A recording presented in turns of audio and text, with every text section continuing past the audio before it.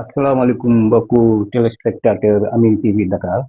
ñëwaat nañ ci seen émission 3D comme niñ koy faral di defee ànd ci ak l'écrivain Abdou Karim Gueye ñu ngi lay nuyu. maa ngi lay fay à travers yow di nuyu téléspectateur ak téléspectatrice su Amine TV Dakar yëpp di leen wax ni plaisir bu mag la ñëwaat jàkkaarloog ñoom ngir waxtaan ak yéen affaire àdduna ak affaire réew mi merci beaucoup. Abdou Karim Gueye fan yee sekk nañ ak yow benn waxtaan ci wàllu géopolitique xam naa géopolitique moom ku ci bugg a dégg loo xam ne du dëñ del déglu Abdou Karim Gueye mu mel ni am na kàddu yu yëkkati woon fan yële Abdou Karim Gueye ñu bàyyi la nga dellu nga seetaanaat kàddu yi nga yëkkati woon weer yi la ci ginnaaw balaa ñuy dellu si waat ci plateau bi. jërëjëf. mu leen bett fii ak ay weer ngeen dégg ni song nañ Iran loolu nag balaa États-Unis di ko def dafay protéger arrière am ba pare ci wàllu pétrole te Venezuela bi bokk na ci li ko mën a dimbali ci loolu mu nekk beneen lecture boo xam ne mën nañ ko bàyyi xel tamit parce que ci géopolitique la ñu nekk léeg-léeg nit ñi dinañ la wax ay affaire de droit international dëkk warul attaquer dëkk ainsi de suite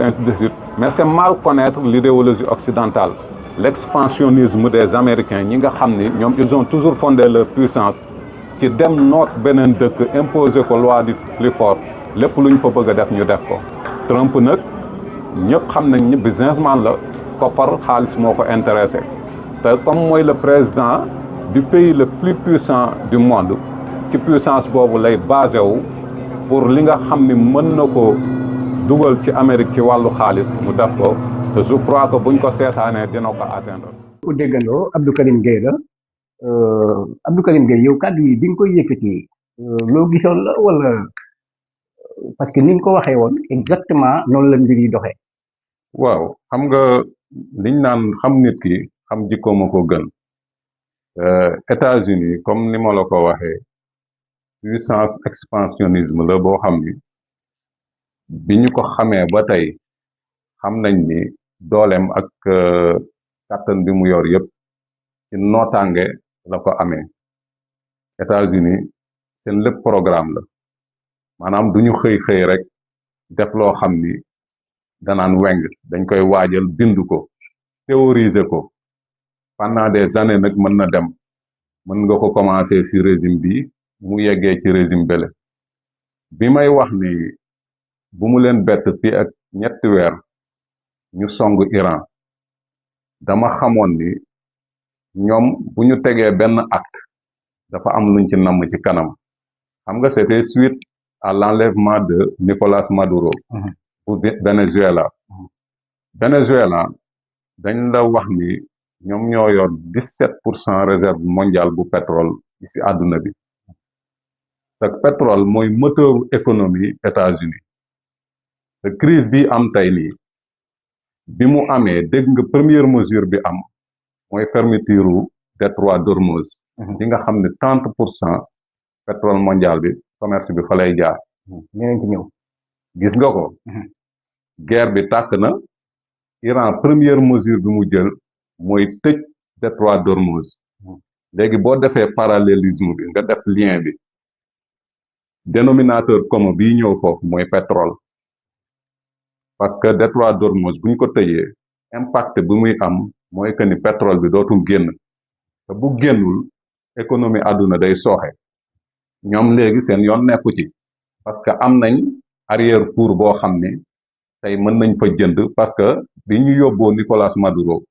dañ fa bàyyi koo xam ni Delcy Rodriguez seen élément la tey lu États-Unis soxla ci pétrole Venezuela mën na ko fournir ay France Angleterre Hollande Allemagne ak yeneen dëkk Europe yi mën nañu sentir crise bi mais États-Unis du ko sentir kon bu ma waxee ni bu mu leen bett ci ak 3 mois mu song Iran loolu laa gisoon dama gisoon que ni ñoom balaa ñuy toj marché dañuy tabax marché bii ñu nekk di toj tey muy Iran am na beneen marché bu ñu tabax boo xam ni moom fa la ñuy nduggee muy Venezuela loolu lijjanti nañ ko démb. effectivement noonu la demee ndax bi attaque bi amee rek ñoom dañoo tëj donc loolu impact boobu loolu kon États-Unis du ko yëg mais ci maanaam ci àdduna bi yeneen partie àdduna bi ñoom ban impact la mun a am ci beneen côté bi. waaw mel ni yeneen pays puissance yi ay Europe ay Afrique yi dem. xam nga États-Unis Donald Trump yëgul ku dul Amérique d'ailleurs idéologie bi muy prôné mooy MAGA Make America Great Again loolu lay firi maanaam delloo Amérique réyaay bi mu amoon démb maanaam moom lu dul Amérique safu ko lu dul américains yi ñoruñu ko kon le reste du monde nekk en crise lijjantiwu ko la preuve en est que bi mu faloo gis nga guerre économique bi nga xam ne déclenché na ko ak partenaires yi nga xam ne États-Unis amoon na ko yépp y compris Union européenne bi nga xam ne mooy partenaire historique gu États-Unis ay droits de douane yoo xam ni du lu ñuy négocier mais yow yaay toog sa bureau ovale rek nga ni Chine taxé naa ko 50% France taxé naa ko 16% Angleterre taxé naa ko nangam % ci loo xam ni da nga koy def ci sa coobare bopp tout le temps bafouant les règles du commerce international dëkk yooyu mënuñu riposter parce que économiquement États-Unis marché la boo xam ni ñoom ils ne peuvent pas s'en passer moo tax à chaque fois bu amee dañuy obligé négocier ak Trump nag nekk ku ñor koo xam ne ci wàllu business bu bëggee 10% danaan 20 comme ça bu ngeen négocier bu ñëw ba 10 am li mu bëgg barki démb bi muy def son discours sur l'état de l'Union mooy bi mu demee ci congrès États-Unis gis nañ ni bantewu na ci résultat yi mu def en termes de bilan économique te effectivement analyste politique yépp nee nañ 1 an de mandat bi mu fi def li mu fi dugal ci xaalis Biden ñaari mandat yi mu def dugalu ko fa ci xaalis kon nga xam ni am na lu mu tiré ci droit de douane yooyu donte ñenn ñi sax dañuy naan li acte de vol la parce que ëpp nit ki doole woñ loxom jël loolu nekkatul xarañte ci wàllu gis-gis wala wàllu vision mais loolu loi du plus fort la loi du plus fort boobu nag permettre na ko mu dugal États-Unis tey ay centaines de milliers de milliards de dollars yoo xam ni tey loolu lay vanté wu moo tax mu ne Amérique mu ngi dund âge d'oram c'est-à-dire que ni tey am na ay ressources yoo xam ni citoyens américains yi dinañ ko mën a sentir yoo xam ni ci droit de douane yooyu la ko jëlee waaw. est-ce que tey moom mu ngi xalaat conséquences yi ko ci mën a fekk ndax lii jàpp nga ne dina yomb. waaw guerre bi de dama naan Trump nekkul mooy guerre parce que dañ ko ci poussé ki ko ci poussé mooy Israël à travers Israël Benjamin Netanyahu nag boo gisee mu bëgg guerre nit la koo xam ni dafay jouer sa survie politique parce que ay dossiers judiciaires yi nga xam ni moo gàll ci mbagam dafa bëri tey Israël bu toogoon 2 mois nekk ci jàmm xeexul ak Gaza xeexul ak Liban xeexul ak Iran Benjamin Netanyahu ci ginnaaw ëllëg ci dina daanu parce que dinañ ubbi ay dossiers judiciaires yoo xam ni buñ ko yóbboo ci justice dañ koy démettre loolu lay bañ moo tax moom survie politique am ci guerre la ko wékk États-Unis nag li tax Israël am poids boobu ci moom yàgg naa faral di ko wax lobby juif bi gën a mag États-Unis muy AIPAC ñooñu képp ku nekk président États-Unis dañu am influence yow nit ñi sax ñu ngi doon wax ni bon Trump c'est un multimilliardaire un homme d'affaires qui a fait fortune tout seul moom lijjantiwul système bi lijjantiwul ay lobby mais c'est mal connaître lobby boobu ñuy wax AIPAC d'ailleurs gorom bi nga xam ni mooy Jared Kushner ci la bokk te kooku premier mandat Trump ñëpp xam nañ ni moo influencé woon Trump ba Trump jëlee ambassade u États-Unis Tel Aviv yóbbu ko Jérusalem parce que moom propagandiste la sioniste la muy Jared Kushner boobu kon mën nañ wax ni lobby boobu influencé na Donald Trump ci xeex bi te pour prouver li may wax guerre bi mu ngi déclenché démb mais une semaine de cela ci la Benjamin Netanyahu dem États-Unis ba mu demee la ñu waxtaan ñoom ñaar ba mu fa jógee ci la ñu jël décision ne dañuy songu Iran moo tax mënuma gëm ni xeex bi nii bett na Iran malgré que ñu ngi woon ci benn phase de négociation fële ci Oman pour wàllu programme nucléaire Iran bi Iran pare woon na sax pour renoncer ci enrichissement uranium boobu mais ñoom saay-saay qu'ils sont dañu yëkkati la barre haute wax ni léegi nekkatul sax programme nucléaire bi kese la ñuy négocier mais programme balistique bu Iran dañ koy waxtaane parce que dafay menacer sécurité Israël terme boobu mooy ñëw à chaque fois Israël a le droit de se défendre contre qui contre l'Iran parce que Iran moo déclaré que ni Israël cancer la ci golfe bi dañ ko war a effacer moo tax ñoom toujours il parle de guerre existentielle nee nañ bu ñu mënewul xeex bi Israël ci boppam dootul exister effectivement il fut des années yoo xam ne Ayatollah Khomeini bu mag bi moom loolu la doon prôné ay président yu mel ni Mahmoud Ahmadinejad loolu lañ doon prôné mais donne bi changé na ba nga xam ni Israël commencé woon na am tranquillité ci sous-région bi parce que jamono bi ko Ayatollah Khomeini daan wax weetu ci woon moom ak puissance yi nekk ci golfe bi menaces yi nekk ci golfe yëpp ñoo ko doon wax dañ doon wax ni Israël poson la warul nekk foofu mais gis nañ ci premier mandat Donald Trump am na accords yu ñu signé woon moom la ñuy tuddee les accords d'Abraham Trump réussiroon na jël menaces yi nga xam ne ñoo nekk ci golfe bi yëpp muy Jordanie di Qatar di Arabie Saoudite di Bahreïn di Émirats arabes di Koweït menaces yooyu yëpp Trump dajale woon nañ leen ba ñu waxtaan ak Israël ba ñu reconnaître état Israël ci golfe bi kon Iran commencé woon na dugg ci logique boobu reconnaître tamit Israël en tant que état bu légitime mais à une seule condition la Iran tegoon mooy que ni Palestine tamit dafa waroon am état te loolu Israël mënu ko dégg Benjamin Netanyahu mënu ko dégg solution à deux états Nations Unies ak accord de Oslo yi loolu la ñu prôné mais Benjamin Netanyahu mënu ko dégg lan moo tax mënu ko dégg nag kooku beneen débat la mais mën naa si jox tuuti rek pour wane ni Benjamin Netanyahu nekkul koo xam ni affaire état moo ko ñor wala affaire nation ci biir Israël mais sioniste la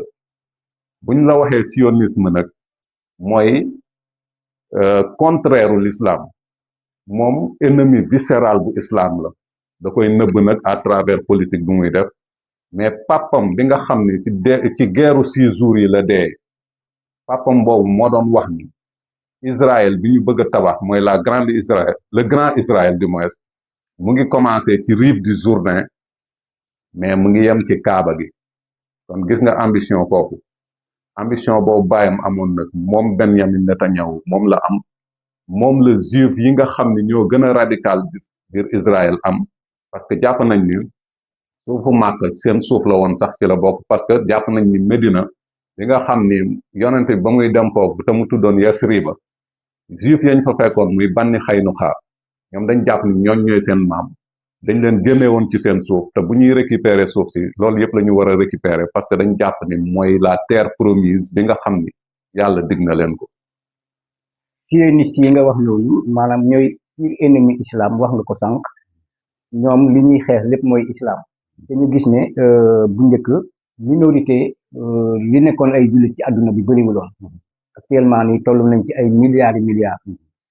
lan moo tax jullit yi gën a bëri te minorité bële bugg a am ndam ci seen kaw lan nga jàpp ne moo waral loolu moom boo ko waxee avant may tontu damay sax njëkk a yedd sama bopp parce que man jullit laa yàlla dafa ne al jamaatu rahma wal farxatu azab mbooloo ci jullit yi yërmande la mais tàkkalikoo mbugal la toute la question se trouve là jullit yi lan moo tax yonent bi ëpp ay taalibe ci àdduna plus de 2 milliards de talibé la première religion au monde yemuñu ci ñu am ay fortune yoo xam ni amul réew mu ko am ci àdduna bi boo dajalee umma bi yépp li ñu am en terme de fortune de biens financiers puissance financière amul beneen dëkk wala beneen fédération bu ko am ci àdduna bi pétrole bi ci àdduna bi li ëpp ci pétrole bi boo dajalee monarchie golfe bi il pèse plus de 60% de la production mondiale kon ñoom bu dee wàllu kàttan ci wàllu am-am ñàkkuñu ko yàlla may na leen ko ba mu doy mais lan mooy seen faiblesse mooy seen ñàkk booloo boobu nag nit ñi dañuy jàpp ni peut-être rëyaay la ci naar yi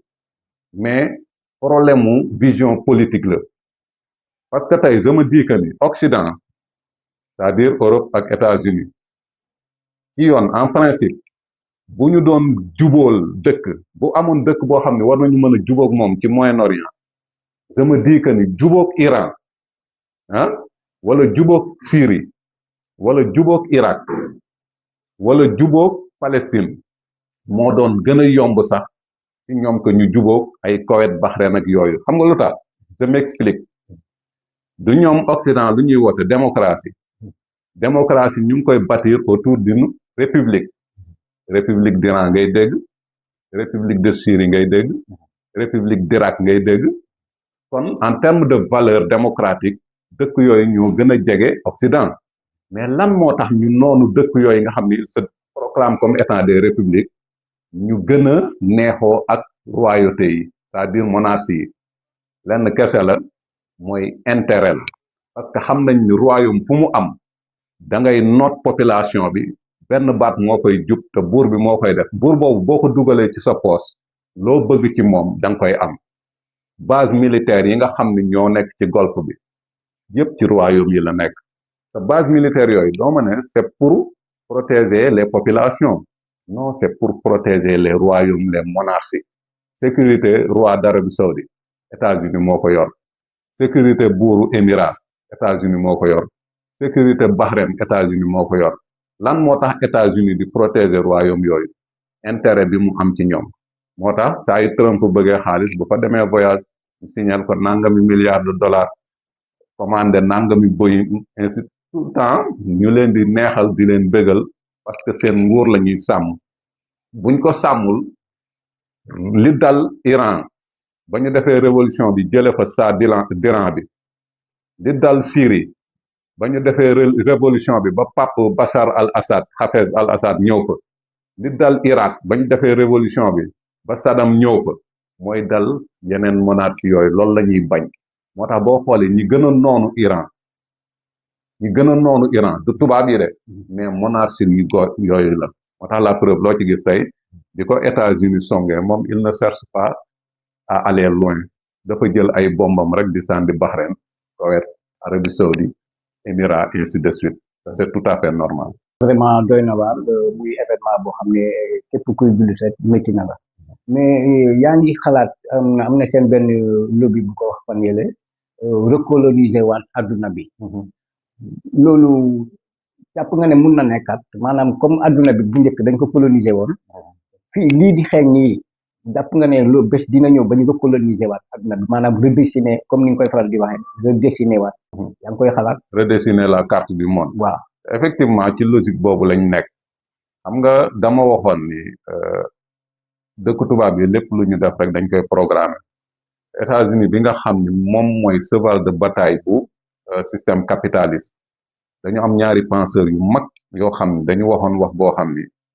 képp kuy jullit rek à chaque fois war nga ci bàyyi xel mooy Samuel Huntington ak Albert Fukuyama dañu waxoon le 21e siècle sera religieux ou ne sera pas 21e siècle bi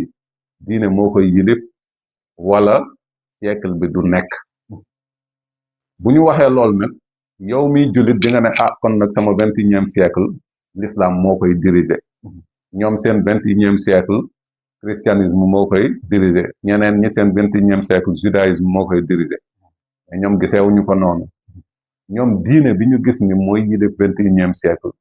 du judaïsme du christianisme du l'islam mais paganisme la paganisme nag ku ko wax mooy franc-maçonnerie franc-maçonnerie boobu nag mooy prôner le nouvel ordre mondial moo tax baat bi nga tudd c'est fort possible mu nekk recolonisation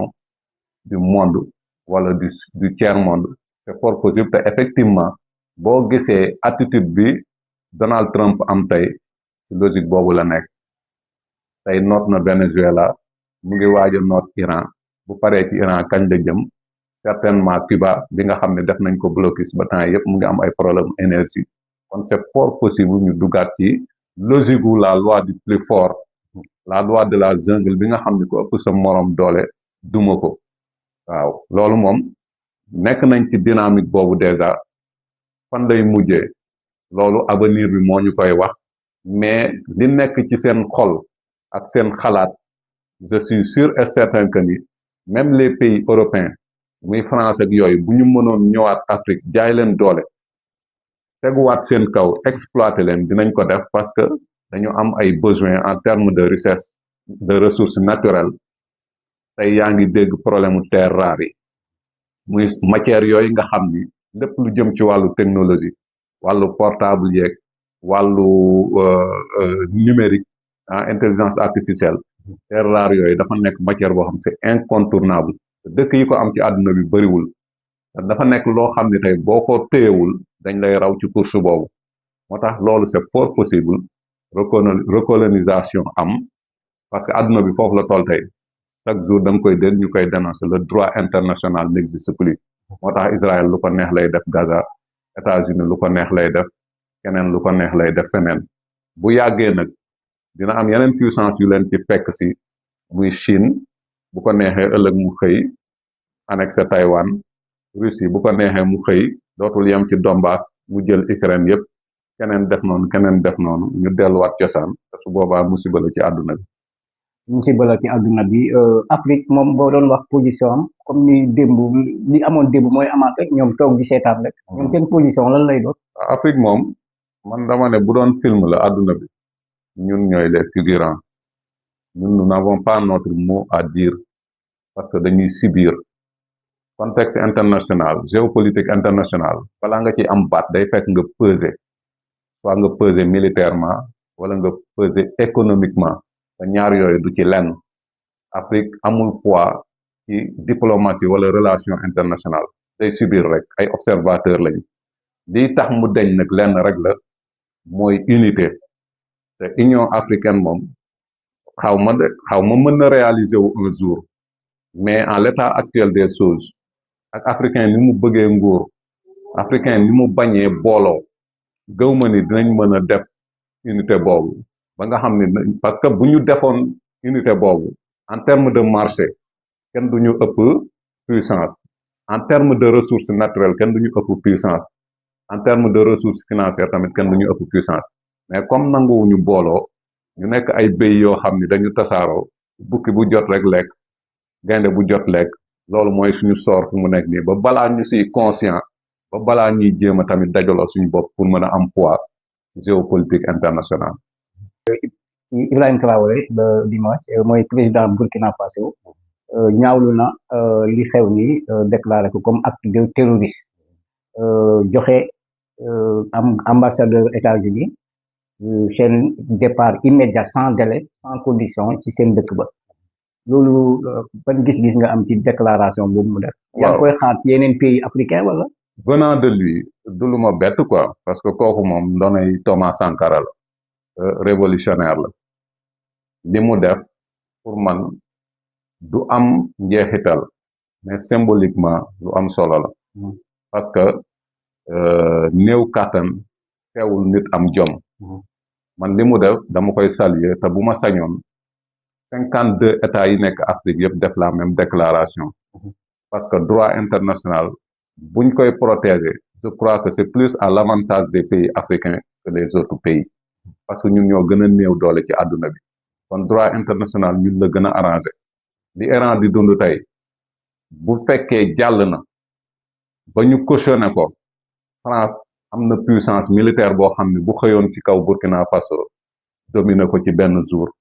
Angleterre am na puissance boo xam ne bu xëyoon ci kaw Rwanda dominer ko ci benn jour kon bu dénoncé li nga xam ni moo am nii c'est tout à fait normal mu def ko te je crois que tamit l'ensemble des pays africains war nañ def la même chose parce que droit international boobu ñuy jéem a protéger c'est l'avantage des pays africains waaw. Monsieur Guèye écrivain géopolitique mondiale la woon mais duñ jeexal te dugguñ ci biir réew mi actualité nationale fan yi ñu gis ne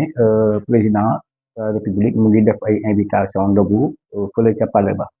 boo doon def jàngat ci loolu lan nga mën a wax. waaw dégg naa coow loolu mu mel ni tradition la su ma waxee tradition nag mooy aada boo xam ni bon régime yi jiitu yëpp daan nañ ko def parce que yàgg nañ seetaan actualité politique sénégalais gis nañ ni chaque weeru koor président yi dañuy invité député yi groupe parlementaire yi palais ñu def ndogu à quelle fin loolu ñoom ñi nga xam ñoo koy teew rek ñoo koy xam mais man de mon avis personnel dama jàpp ni au nom de la séparation des pouvoirs mbir la boo xam ne dañ ko war a arrêter pour rompre avec cette tradition parce que assemblée nationale ak exécutif bi waruñu laale waruñu am ay affinité yoo xam ni ëllëg projet de loi bu ñu voté ñu ne peut-être xaritoo bi président xaritoo ak député yi moo tax di am je crois que dañ ko war a dindi carrément ci programme présidence de la république donte aada la rafet na nit ñi dajaloo weeru koor lekk naan saafonte mais am na leneen loo xam ni sur le plan démocratique daf koy yàq day dévaloriser suñu démocratie parce que institution bi nga xam ne mooy assemblée muy législative bi dafa war a am indépendance par rapport ak exécutif bi institut bi justice bi dafa war a am indépendance par rapport ak législative bi moom tamit séparation des pouvoirs boobu buñ ko defee ci la jeu démocratique bi di jaare yoon xam nañ ni à chaque fois ñi ko doon def à l'avant c'était pour des manœuvres parce que faut inviter ay député ñu ñëw nga jox leen ñu reer bu paree nga jox ku nekk enveloppe am na tamit benn genre mission boo leen di sant par rapport yow ak projet de loi future yi nga bëgg a voter comme ça bu demee assemblée au lieu ñu opposé wu mais day jàll comme lettre à la poste loolu man personnellement dama koy dénoncer moo tax bi ma déggee quelques députés yi nga xam ne ñoo bokk Pastef wax ni dañuy rejeter invitation boobu man j'ai applaudi mais applaudiruma parce que dañu rejeter invitation bi mais parce que li ma wax ni moom laa gëm séparation des pouvoirs ak loolu àndul donte sax ñoom dañ ko def à des fins personnelles par solidarité à leur leader c'est-à-dire Ousmane Sonko mi nga xam ni peut-être jàpp nañ ni nekkul en odeur de sainteté ak le président Diomaye ñuy solidariser wu en tant que ay patriotes yoo xam ne dañu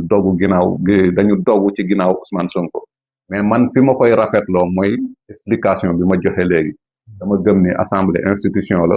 présidence institution la justice institution la ku nekk da nga war a am sa liberté am sa indépendance kon amul kenn koo xam ni war na mën a inviter moroomam ci programme boo xam ni ay corruption dina ci xaj wala influence ñu mel noonu moo tax man ma contre ko ma rafetlu tamit li nga xam ni ñooñu dañu wax ni duñ fa teew mais su ma sañoon seen ñàkk teewaay du nekk parce que dañu solidaire ak Ousmane Sonko mais parce que dañu bëgg a respecter la séparation des pouvoirs. fan yii ci ginnaaw def nga benn sortie ci Amine TV Dakar mooy coow li am ni ñu ne divergence la ñu ne du divergence yu position bi ñu ci amoon mooy da nga ne woon stratégie la ci loolu nga nekk ba léegi ak bu dee stratégie la ban genre stratégie nga jàpp ne loolu la. waaw stratégie bi moom laa la wax bu ci àdduna bi yëpp génnoon dinañ ma ci bàyyi. parce que man dama gëm ni politique am na mais réel politique am na réel politique mooy politique bi ngay def te du respecter maanaam orthodoxie maanaam du respecter façon bi ñu war a defee politique normalement c'est-à-dire que ni di nga def loo xam ni ña nga xam ni ñoo ànd ak yow sax duñ ko comprendre bu ma waxee ni stratégie la dama ko tegoon ci ay principe yu leer principe bi ma ko njëkkoon teg mooy que ni président bi ñu fal dafa ñëw fekk fi situation économique boo xam ne dépassé na ko situation économique boobu dépassé ko mu waroon ci ut ay solution yi nag fenn rek la mënoon jóge mooy à extérieur boobu nag boo déclaré ni yow anti système nga mënatoo dem ci ñoom di laaj quoi que ce soit te comme moom la ñu fal dafa am obligation de résultat ak obligation de bilan au terme de son mandat il fallait que mu trouver ay astuces ba mën a mel ni kuy juboowaat ak yooyu institution yow dogguma la ñan ngay woowe extérieur FMI banque mu mondiale waxee extérieur moom laay tuddee les partenaires ñooñu joxuñu la FMI joxu la banque mondiale joxu la les partenaires au développement joxuñu la mais tey ñu ngi lay teg condition yoo xam ni boo ko nangoo ñu jox la dégg nga Ousmane Sonko mu ne liñ ko proposé mooy restructuration de la dette mu bañ mais est-ce que Diomaye amul lu mu nangu ci côté boobu parce que ñoom bu ñu amee fétu yónnee délégation fii pour mu négocier ak Sénégal c'est-à-dire que Sénégal am na ouverture par rapport ak choix yooyu donte premier ministre bi nangu ko ci biir loolu li mu bëgg a expliquer rek mooy que ni Diomaye est obligé de faire avec les institutions de Bretton Woods pour mën a régler ne serait-ce que tant soit peu yenn problème yi nga xam ni moom lay jànkoonteel fii nekkul kaawu Sonko bi nga xam ne moom révolutionnaire la bu sañoon la mu digoon Sénégalais yi ci loolu lay nekk mais li différencier ñaari jëmm yooyu mooy la réalité du pouvoir kii dafa nekk au fond des choses am lu muy daj xam nuñ ko mën a régler temporairement kële nag ñëwagul mu ngi yor arme combattant bi maanaam xadaru xeexkat bi la yor ba léegi nag pour mën a accorder seeni guitare lenn rek moo mën a nekk mooy ñu am ouverture wala def assouplissement tuuti par rapport ak li ñu waxoon ni bu ñu ñëwee dootuñu jëflanteeg ñooñu parce que bu amul assouplissement projet yi nga xam ni Macky Sall bàyyi na ko fi te ñooñu ñoo ko doon financé du yegg accord yi nga xam ne signé woon nañ ko te jotuñu woon sax financement yi dañ koy annuler ban impact lay am sur le plan économique au Sénégal kenn xamul nu muy toll parce que xam nañ ni suñu balance commerciale dafa déficitaire suñu PIB mënuñu permettre ñu financer suñu budget loolu moom boroom xam-xam boo laaj ci réew mi dina la ko wax kon Diomaye mën nañ ko nangul assouplissement boobu muy def par rapport ak partenaire au développement yi contrairement à Sonko bi nga xam ne moom ñëwagul aux affaires réalité yooyu mënagu ko dund moo tax man damay faral di wax ni Dieu fait toujours bien les choses parce que problème yi Diomaye jànkonteel nii bu fekkoon Ousmane Sonko moo ñëw au pouvoir tamit daf koy jànkonteel nan la ko doon régler ndax dafay rëñee parole am ndax dafay weddi boppam ndax dafay teggi ay principe am kenn xamul mais toujours est-il que fusible bi nga xam ni moom la waroon servir Diomaye par la force des choses Diomaye moo ko koy servir tey parce que erreur bu Diomaye def en termes de gestion en termes de relations internationales moom moo ciy bénéficié wu parce que bu ñëwee dina fekk yooyu yëpp réglé wu nga xam ni moom dina mën a jël ligne de conduite am mën a dérouler plan projet am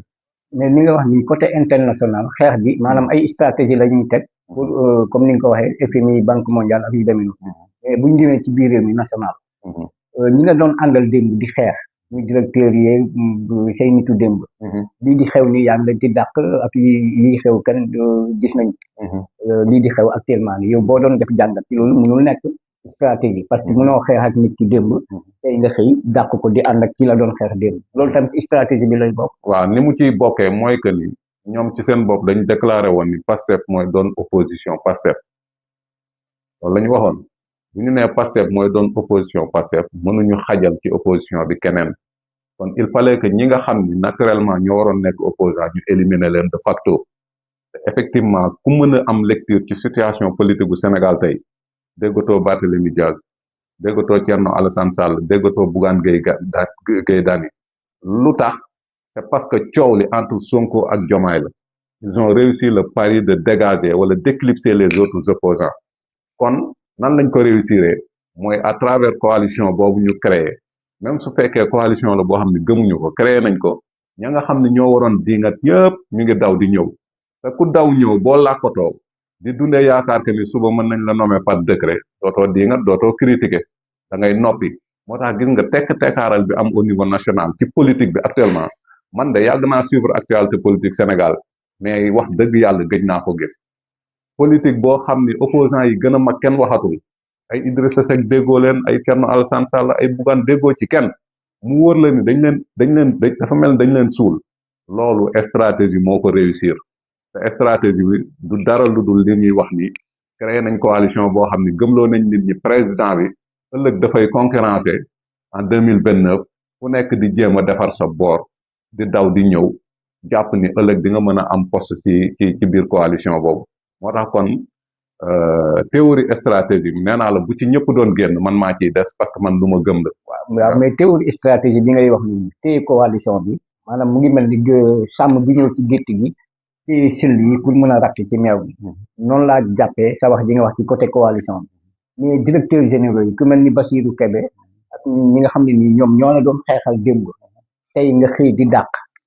ñooñu loolu tam ci stratégie bi lay bokk. waaw xam nga Bassirou Kébé xëy ñu xëy rek dàq ko dañ ko dàq suite à des propos yi mu tenir yoo xam ni dafa mel ni kuy dénigrer action gouvernement bi est-ce que yaa ngi comprendre loolu tamit le fait que président bi bëgg a wane ni c'est l'autorité suprême du pays mën na influer ay décision ba mu dàq ko lépp ci wane rek maanaam moom c'est lui qui est aux commandes amul beneen voix boo xam ni mën na ñëw contre li nga xam ni moom la bëgg a def moo tax man la du ma génn ci stratégie boobu parce que bu ñu nomee keneen koo xam ni sax jàpp nañ ni rapport épinglé woon nañ ko mën na nekk ci logique boobu ba tey parce que dama wax ni stratégie bu niroowul ak dëgg rek jaratul ñu koy lal stratégie boo ko tegee nga xam ni faali day xam ni lii stratégie la sama soxna day xam ni lii stratégie la booba nekkatul stratégie day dem ba yow mi ko lal sax nga gëm ni li nekkatul stratégie mais dëgg la foofu lay amee succès foofu lay réussir waaw. ah kon stratégie la comme ni nga ko waxee suñu dernière question mooy taxawoon na ne ki nga bëgg a fal président 10 ans moom mu fal la ko ci fukki fan. kooku bu sañoon tey nga nekk président. barki démb biñ ko seeti jee ci pale ba laaj nañ ko ci question candidature Ousmane Sonko 2029 tontu ba mooy candidature am yoonam nekku ci. loolu yëpp ci stratégie la bokk. effectivement xam nga tamit Sénégal te li may wax ni patriote yi laa koy adressé gis nga li gën a mën a tere président liggéey mooy projection ci mandat buy ñëw loolu je crois que ni nit ñi parfois ñoo siy poussé président mais war nañ am habitude bu bees boo xam ni suñu falee président 2 ans après ñu bañ di éviter di wax waxu 2e mandat 3e mandat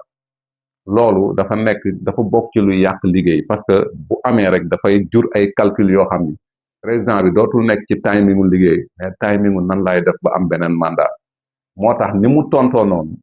je crois que xaw na ñagas mais tontu bu baax la parce que laaj boobu tamit du teggin à chaque fois muy ñëw